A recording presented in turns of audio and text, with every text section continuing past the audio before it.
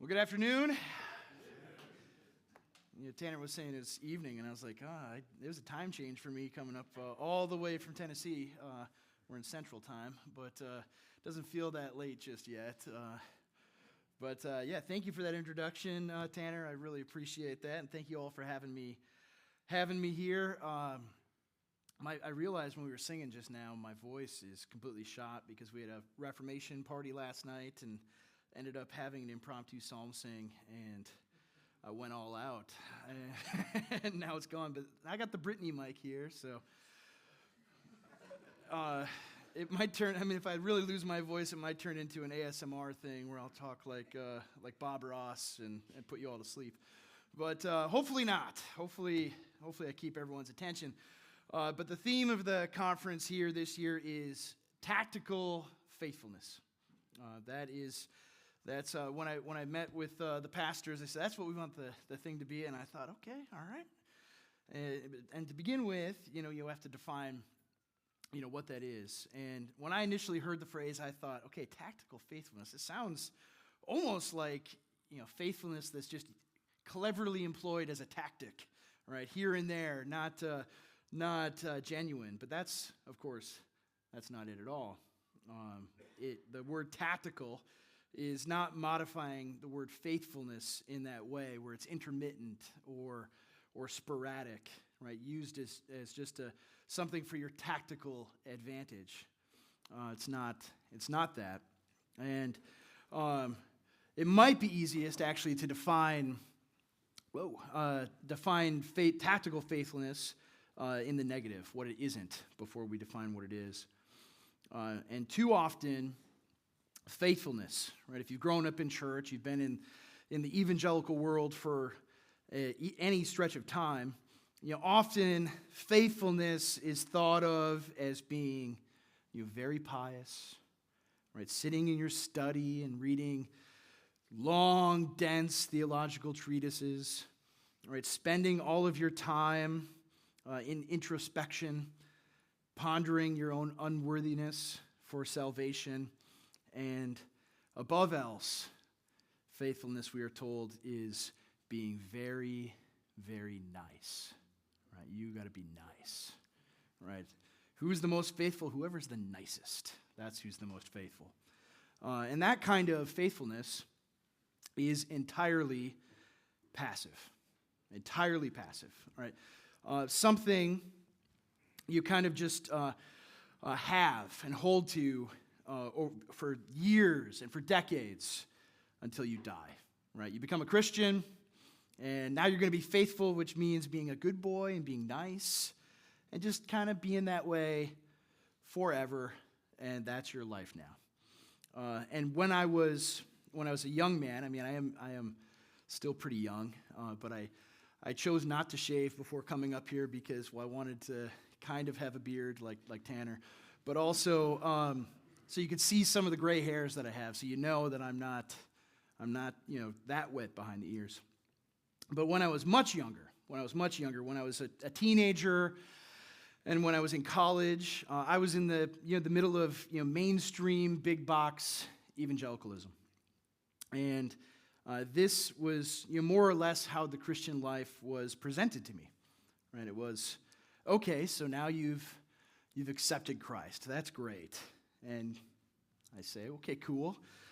So now what do I do? Right? All right, I'm a Christian now. I'm all in on the faith. I believe in Jesus.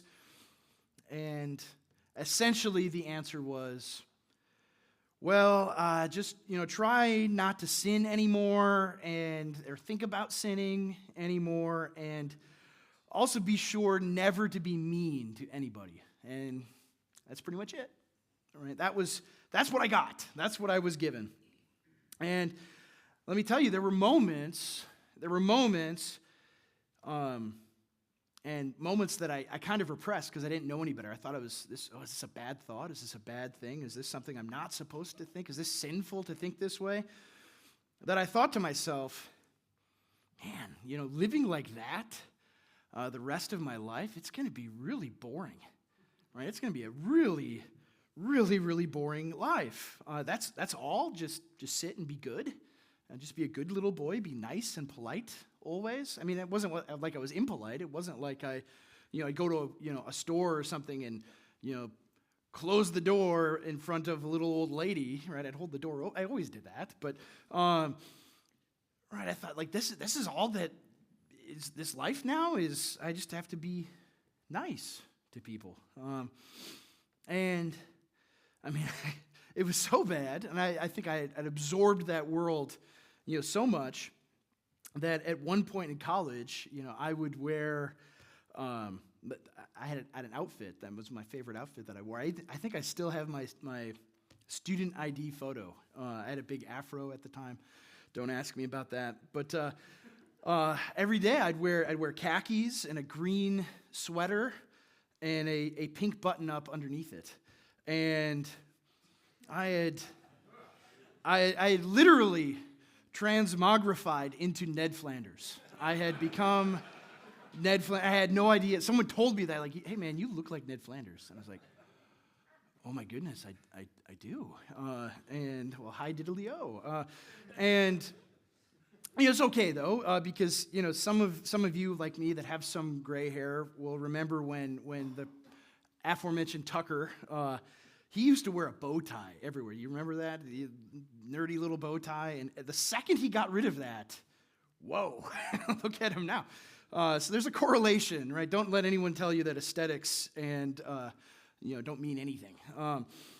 But something in me, at that time, when I was 20, 21, 22, something in me told me that there had to be more to the Christian life than just your, Mr. Rogers-y, Ned Flanders-y, nice guy faithfulness.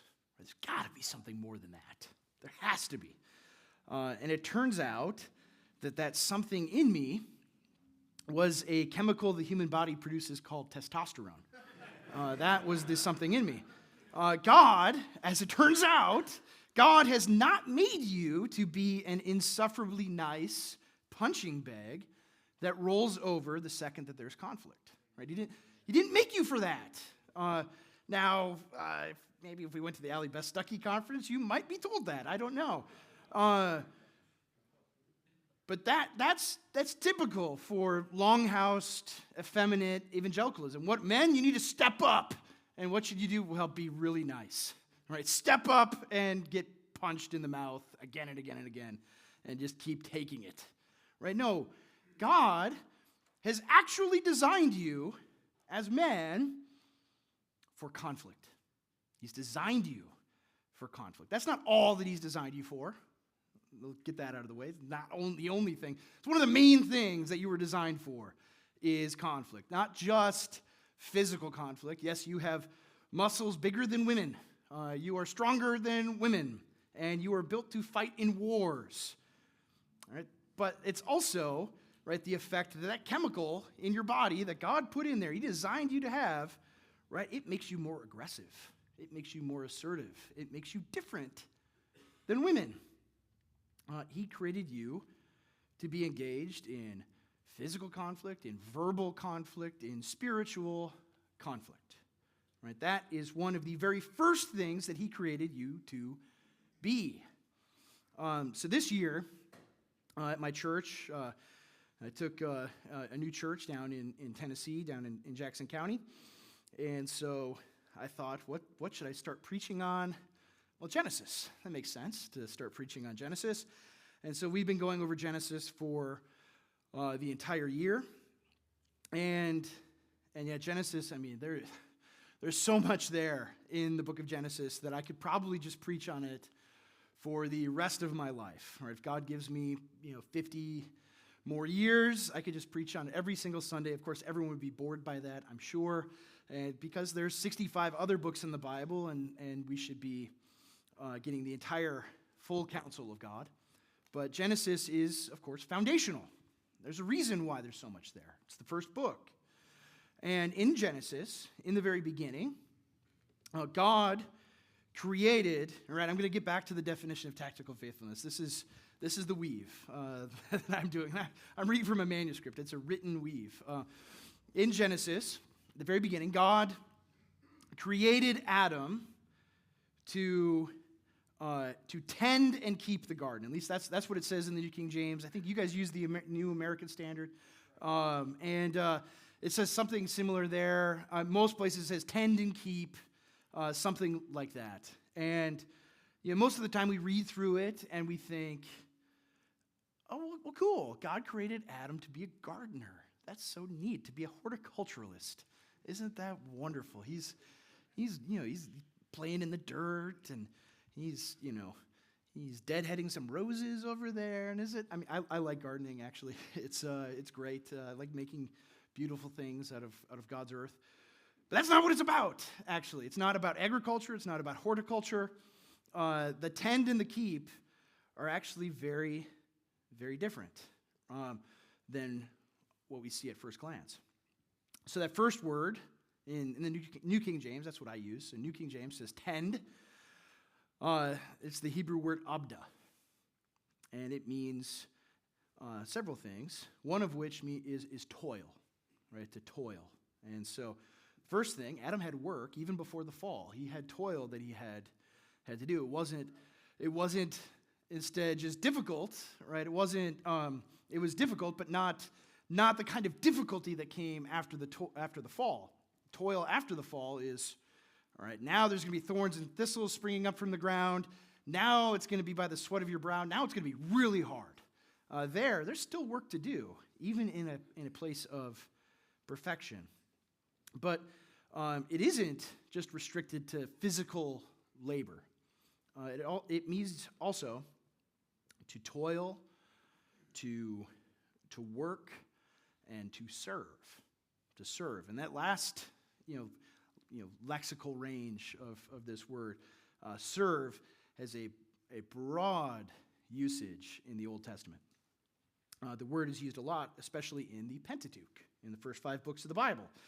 When Moses asked to let the people go, asked Pharaoh to let God's people go, he asks so that they might serve Abda, God in the wilderness.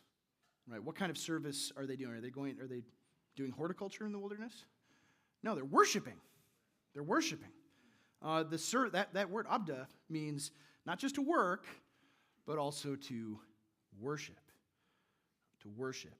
Right? That's what this service means. When the priests are called, when the sons of Aaron are called later in Exodus and in Leviticus and Numbers, right?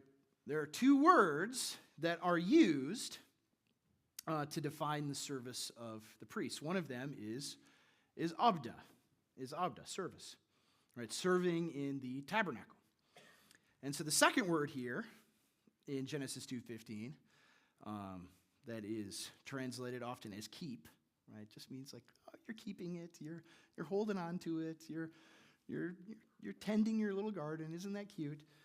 Right? That's not what it means. Again, it's not what it means. The second word is an important one. It's samra, right? You're getting a Hebrew lesson today, samra. And it means to keep, right? We already know that. But also to watch or to guard over. To guard over. The sons of Aaron were commanded to keep the tabernacle. That's the second thing they're commanded to do. Right? The same 2 things that Adam was commanded in the garden. Isn't that interesting? Right? Adam is told to serve and to guard in the tabernacle, and here the priests, or in the sanctuary, in the garden, and here the priests are called to serve in the tabernacle and to guard it, to watch over it. Right? That's what priests were commanded to do as well. They're given a 2-edged sword for this exact task. Their job is to protect the tabernacle. Their job is to protect and keep anything or anyone out of the tabernacle that's not supposed to be there. So if you apply that backwards to Genesis, what is Adam's job in the garden? Right? Adam's job in the garden is to serve, worship, and to guard it. And to kill anything that's not supposed to be there. Well, what happens next in the book of Genesis after chapter 2? Something shows up that's not supposed to be there. So what should he have done? He should have killed it. He should have killed the serpent. He should have killed the serpent. He should have protected the garden. And the task isn't just the garden, but everything in it. Well, what else is in the garden besides all the trees and the fruit and everything else? His wife, his bride, Eve. His job is to protect her. And he failed in this task and ultimately rebelled against his God. All right, but that was his job, to worship and to protect. To worship and to protect. So Adam was created as a warrior priest. Right? He's a warrior king and a priest at the same time. That's what Adam was. I wrote about this in my book. And all sorts of people, this is the thing they always get, like, what? Where is this coming from? I've never seen that before. Well, guess what? It's there. It's been there the whole time. This is Adam's job. He's created as a warrior. And created as a warrior, right, pre-fall. Before the fall, he is created as a warrior. So guess what? In Adam's, his body that hasn't been ruined by the fall, hasn't been ruined by sin, guess what? There's a whole lot of testosterone coursing through his veins, even before the fall. Right, he's created as a warrior priest. And so he's exiled from the sanctuary and out of the sanctuary into the land. And his second-born, right, murdered his heir over what? Over service, over worship, right? Over the tending that was not acceptable to God. And he's exiled from the land into the world. And then, this is the controversial one, so if you disagree, that's okay. Tanner already said I'm wrong about baptism, and so the people that disagree with that, that's okay. It's all right. After this, right, the people of God, they intermarry with the wicked, and all of them are killed except for 8 people. All of them are killed from the flood. They're exiled from the creation. And so, a new Adam, Noah, is a new warrior priest. And from this new warrior priest, God begins a new humanity, a more mature humanity that has greater authority. Right, as a more mature humanity that has greater authority. Right, the authority now is in his hands to dispense life and death judicially, just like God. Right, so this is the story of Scripture. Right, this is the story of Scripture, that God is taking his people and growing them, stretching them, giving them greater wisdom, greater authority, and maturing them into a more complete man. All right, that's what God is doing. He is making his people capable of ruling in his creation. And the story of Scripture, what does it culminate in? It culminates in the true second Adam. Right, the true warrior king and true high priest, Jesus Christ.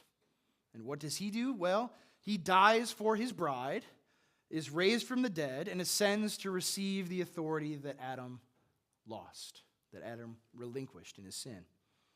And so just the little synopsis, it took me, you have a clock here, this is great. It took me, I don't have one on Sundays, and so I have to hope, I just watch the little kids. If they are getting too antsy, then it's time to wrap up. But this short little story, I told it in like 5 minutes. Right? That's very different than the story of the Bible I got growing up. The story of the Bible I got in Big Eva, mega-churchianity world. Right? Much more different than, all right, you've been a bad boy, but Jesus died for you, so believe in him now, and now be a good boy. Right? That's kind of more or less the gospel, at least what I heard when I was a young man. Right? No, it's different than that. Right? No, it's that you were born into rebellion against your king, and you deserve death and eternal wrath for treason. But he has actually paid what you owe, what you cannot pay. He's forgiven you, and now he invites you to be part of his kingdom, right? To be a loyal soldier in his victorious army. Right? And he brings you into his kingdom not to be a worm at the very bottom, not to be a slave, but actually to be a son, right? To equip you to rule well, to rule over yourself and to rule whatever he gives into your hands. Right? Again, that's a very different story than the pietism that assumes you should just be passive, right? Just be a good little nice guy. Just sit back, happy wife, happy life, and everything will be good, right? Just stay squeaky clean. Just be good, and not a problem, right? That's totally different from that. Totally different. And so what I'm describing here is at the heart of what we are here calling tactical faithfulness, right? Tactical faithfulness. Faithfulness that has a purpose, a rationale, right? Faithfulness that is deliberate. It's deliberate obedience to Jesus Christ with the intention of shaping the future, right? Your own future, the future for your family, the future for your church, the future for your nation and its culture, right? Faithfulness that shapes those things, that looks into the future and sees, okay, what do I do right now to change what is going to happen 5 years from now, 10 years from now, 50 years from now, by what I do right now, today. And so that is the kind of faithfulness that is not afraid of conflict. Right? It is not at all afraid of conflict. And of course, this doesn't mean that it's a faith that is just out there looking for a fight. Right? It's just rabid, chomping at the bit, like, oh man, I just want to fight somebody for any reason whatsoever. That's not what it is at all. It's caricatured that way all the time. That's not what it is. Right? When the time of peace comes, right, it doesn't go looking for fights. It's like, okay, we're at peace.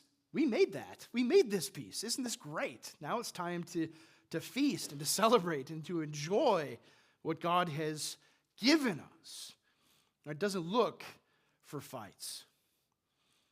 But if you look out at our present circumstances, right, if you are looking for righteous conflict to practice tactical faithfulness, well, you reside in a target-rich environment, right? Just everywhere, right? Everywhere, all around us, right? It's very easy. Like, all you have to do is just step outside the door, and it's like, okay, time for some conflict, because just being faithful, even, and this is the thing happening now, even the squishy evangelical passivity, right? Passive faithfulness, even that can't hold up anymore, right? Just being, oh, I'm going to be a good little boy over here and be nice and friendly, right? They want you dead anyway.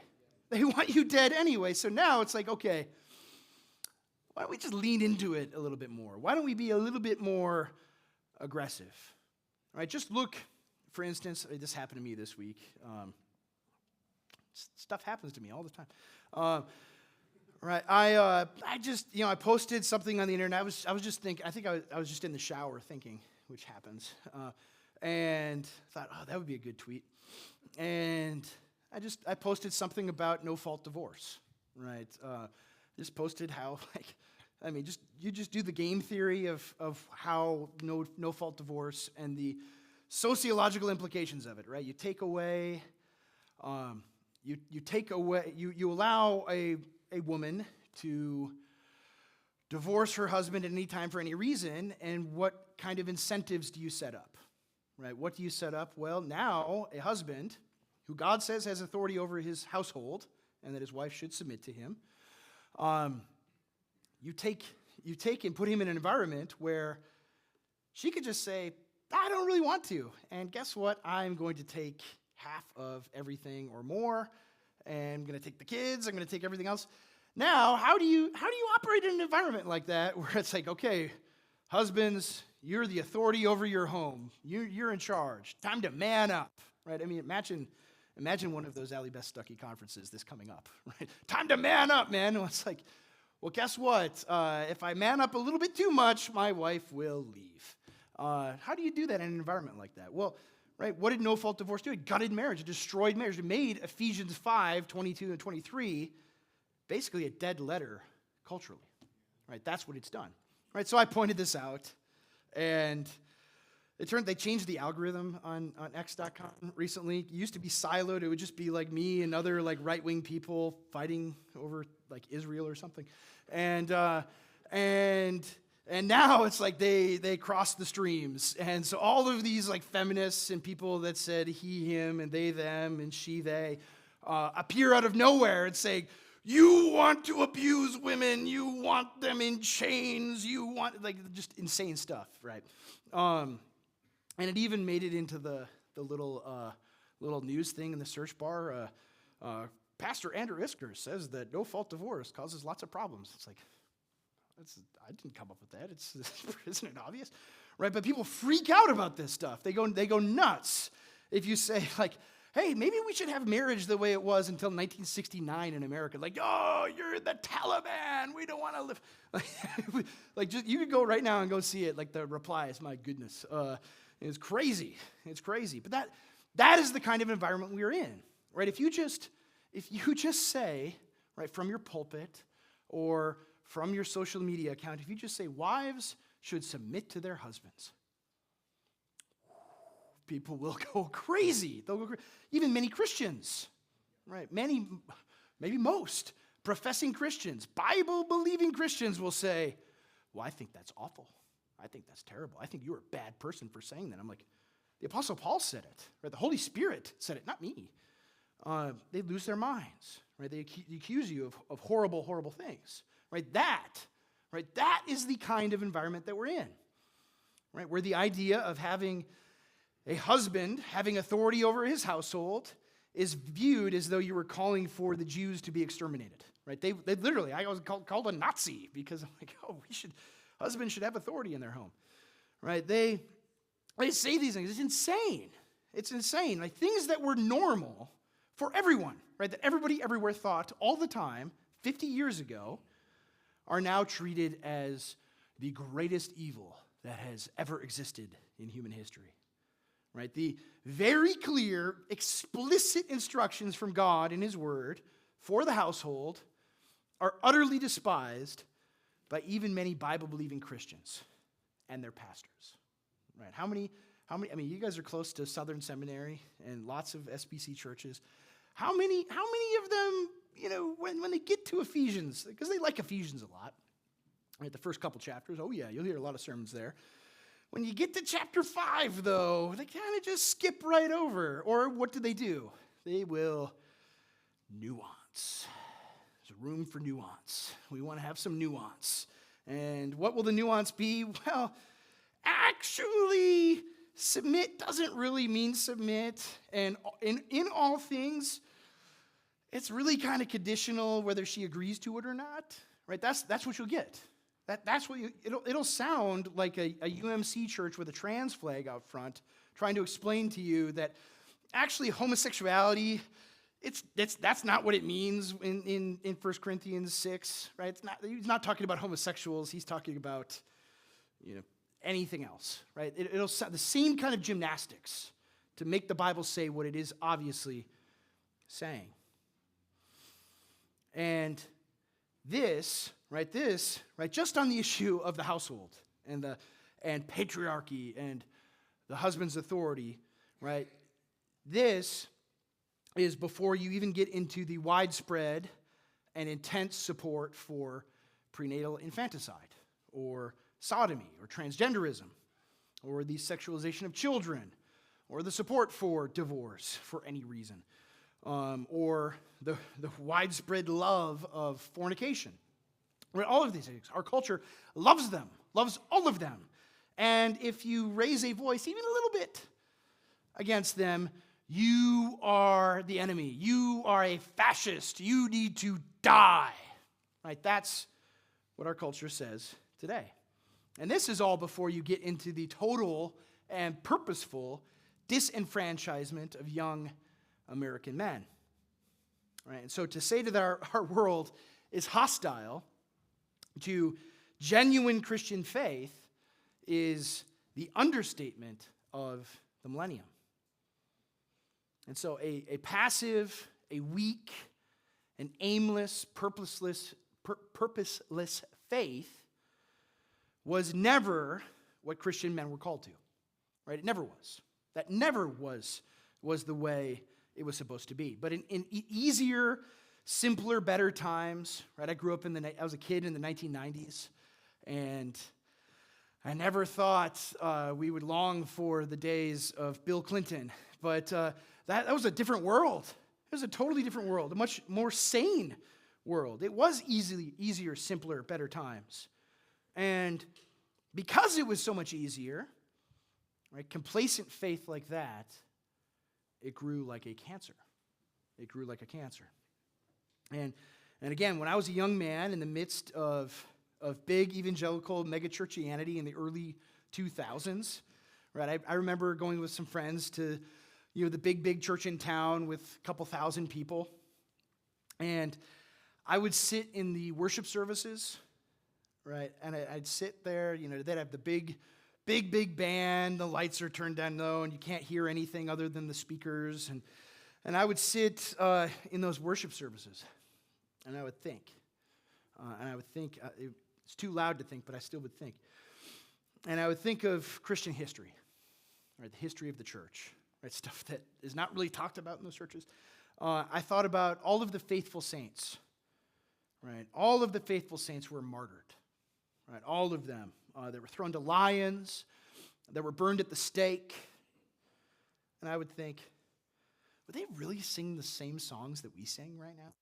Would they do when Latimer and Ridley, when they're tied up at the stake, or about to be burned, and play the man, and would they just break out into "Open the eyes of my heart, Lord"? Open the eyes of my heart. No, of course not.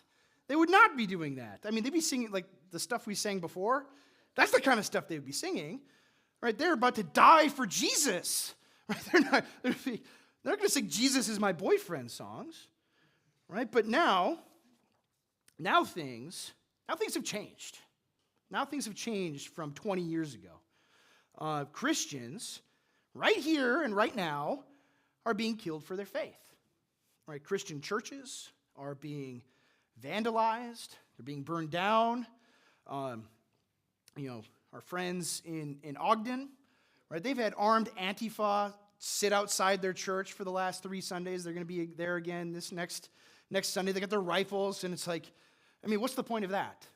Right? What's the point? Imagine if a bunch of right-wing guys stood outside of Home Depot with a bunch of rifles, at 6 in the morning, right? What would be the point of you're trying to intimidate the illegals that are gathered to get jobs, right? We would all go to jail if we did that. And I'm not saying we should do that. I'm not saying we should do that. But that's what they're doing, right? That's what they're doing. They're trying to intimidate them. They're trying to say, if we wanted to right now, we could go in there and kill all of you, right? That's the point of that.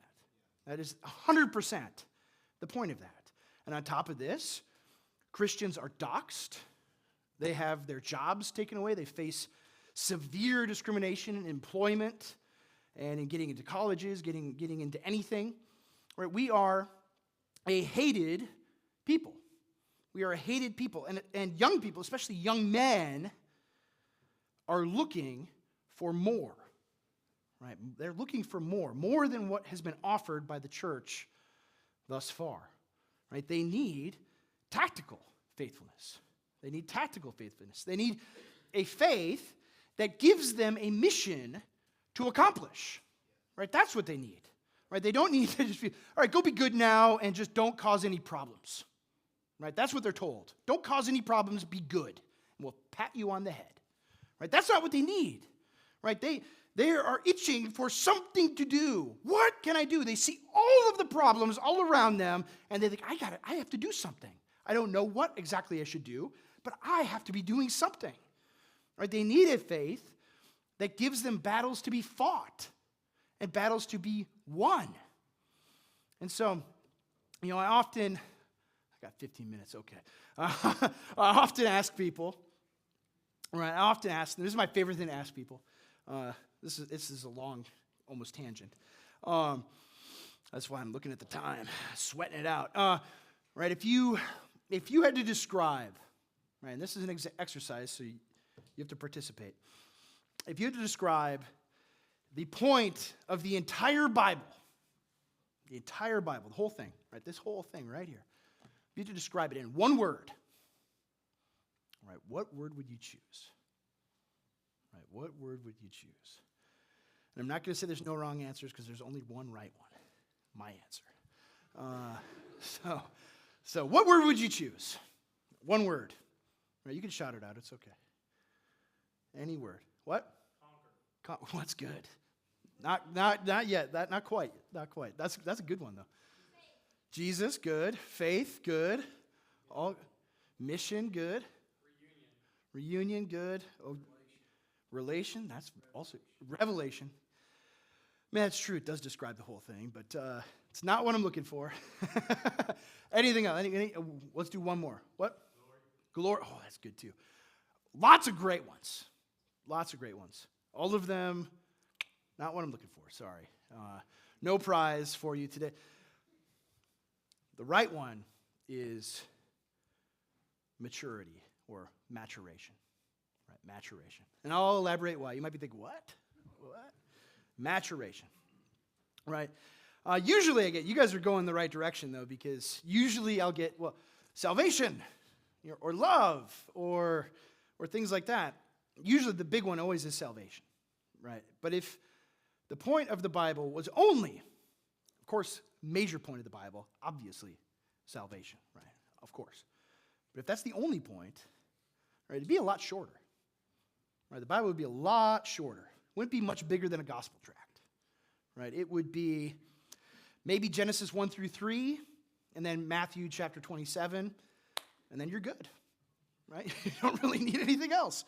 Right? But instead, the Bible is a pretty long book. It's a pretty long book. There is a lot there. And there is a lot there because it describes the process of man being created functionally as a baby. It starts out, we're not going to get into that. Adam have a belly button or not. Like, he's a baby in the garden. Yeah, he's a fully grown man, but he's a baby in terms of maturity. And he's a baby in the garden. And how does it end? It ends with a fully mature man ruling over everything in a garden city. Right? That's how the Bible ends. And so the Bible is a journey from point A, right, baby in the garden, to point B, fully mature man ruling over the planet in a garden city. Right? That's what the Bible is. It's a story of maturation, a story of growth in wisdom and an ability to rule. And so tactical faithfulness is your maturation at both as individual men and ours corporately as a Christian people within these particular circumstances that God has placed us in.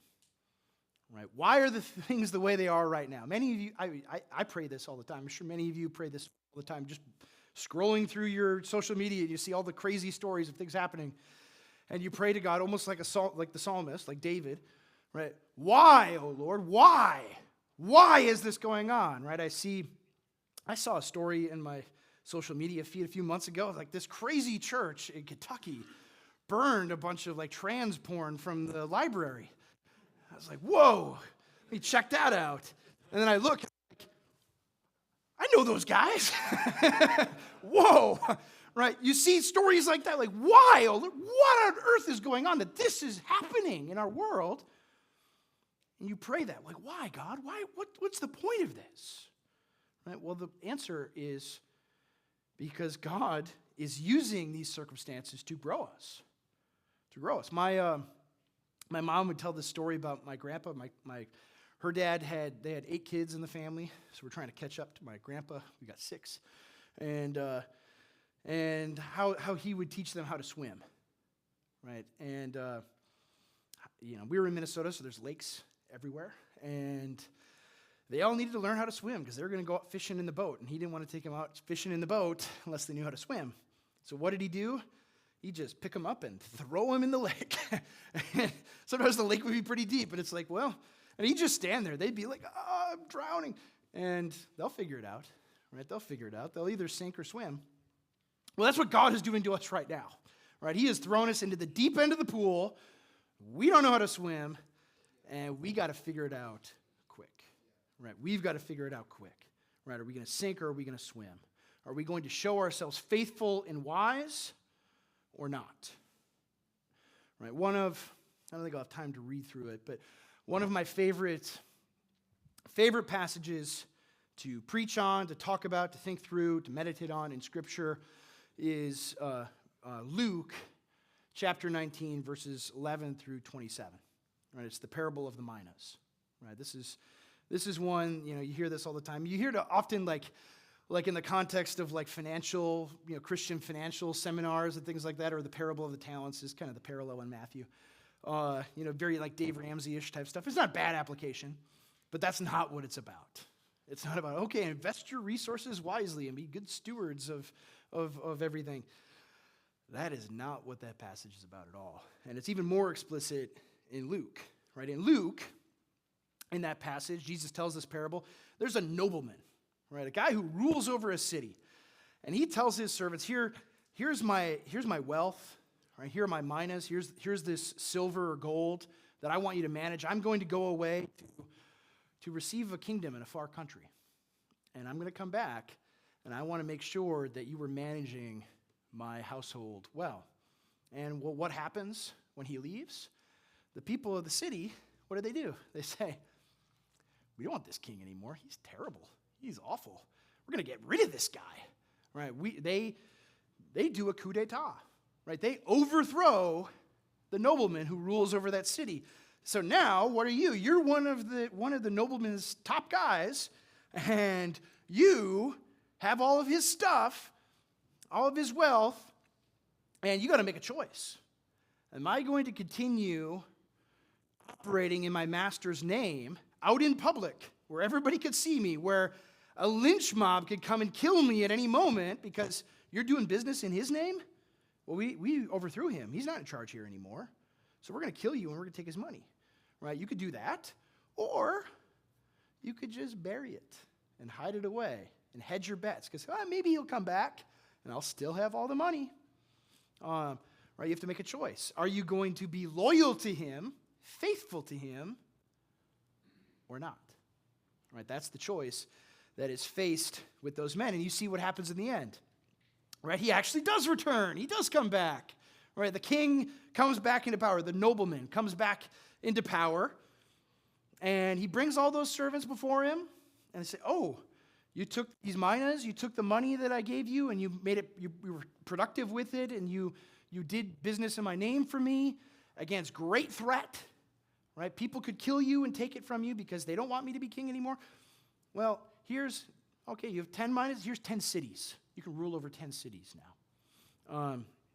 And then you get down to the guy who buried the mina, and what does he do? He throws him in to take him away to the place of gnashing of teeth, right? He tortures and kills the guy, right? I mean, one reason I like it, because it's like the most hardcore of Jesus' parables, especially if you have it open in your Bibles right now. You get to the end, and like Jesus doesn't, he like tells the whole story. A lot of his parables, like he doesn't finish the story or leaves out the details.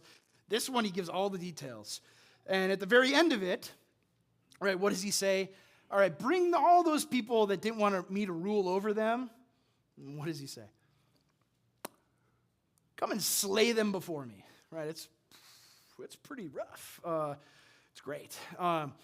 And the last one, though, right, that is the point of the parable. Right, the one who buried the mina, the one who hid it. Right, and he hid it because he was afraid. He was afraid of publicly identifying with his Lord. He was not loyal to him. He was not loyal to him. He was not loyal to him when the going was tough. Right? That is the moment we are in right now. Right? We are in, like you should read Jesus' parables and put yourself in them. And this is one that's very easy to do because the king, the nobleman, is gone. Right? He is not here right now. Right? He's not here in the metaphorical sense. Obviously, Christ is present. He's ruling over everything. He's here in that sense. But in terms of rule and authority, right, what has happened? All of these people, right, everyone in charge, everyone with authority over America, what have they said? We don't want this king to rule over us. We don't want Jesus ruling over anything. Right? That sounds like Christian nationalism. We don't want that. No. Right? We'll just have gay race communism instead. That would be better. Right? That's what they've done. Right? They've committed a coup. They've overthrown the government of King Jesus, and they think we're going to get away with it, and they're not. Right? Well, what position are Christians in now today? Today, we are in the position of that servant with the minas. Right? The servant with the minas. We could take the tiny little bit that he's given us, and we could be productive with it. We could publicly practice his work, his business, following him, obeying him, doing the things that he says in his name, in public, at the risk of our own lives, or we can bury it. We can hide it. We can be passive. We could just try not to cause any problems. Be good. Right? We could do that. That's the choice that we have. Right? That is the choice that we have. That's the situation that we're in. Right? The passive, weak, nice guy faith of the last few decades, that's burying the mina. He is coming back. He is coming back. Right? Both in the eschaton, right at the very end, he's coming back. And he is also coming back in the here and now to rule America. Right? That's either going to happen or he's going to destroy America, one or the other.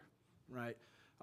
One way or the other, Christ will rule this dirt right here that we're standing on top of.